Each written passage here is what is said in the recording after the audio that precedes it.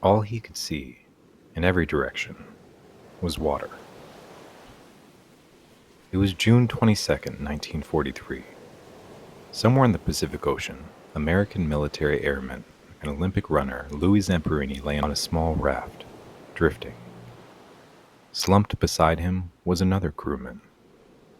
On another raft, tethered to the first, lay the pilot, a gash zigzagging across his forehead. Their bodies, sunburned and stained yellow from the dye of the rafts, had shrunk into skeletons.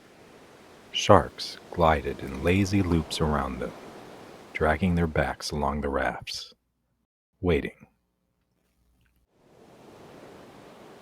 The Second World War was raging, and in the Pacific, America and Japan were locked in a bloody struggle. Zamperini and his crew had been searching for a lost warplane when their bomber had crashed into the ocean. They'd been adrift for 27 days and had floated at least 1,000 miles. The rafts were turning to jelly.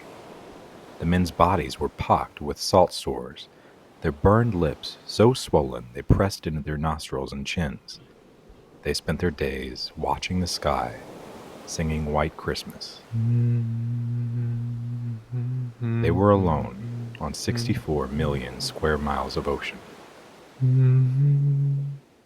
A month earlier, 26-year-old Zamperini had been one of the greatest runners in the world.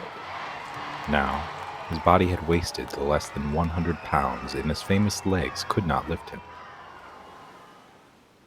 Almost everyone outside of his family had given him up for dead. On that 27th day, the men heard a distant, deep strumming. Their eyes caught a glint in the sky, a plane high overhead. Zamperini fired 2 flares and shook powdered dye into the water, enveloping the rafts in a circle of vivid orange. The plane kept going, slowly disappearing. The men sagged. Then the plane reappeared. The crew had seen them. Overjoyed, the castaways shouted, waving arms starved to little more than bone and skin.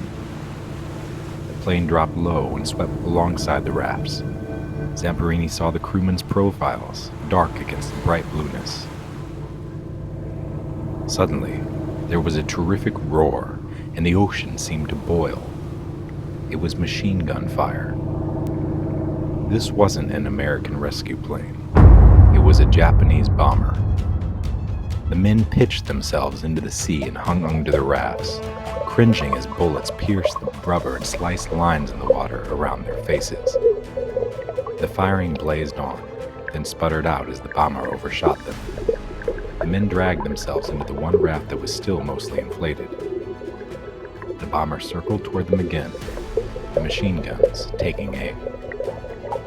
Zamperini's crewmates were too weak to go back into the water.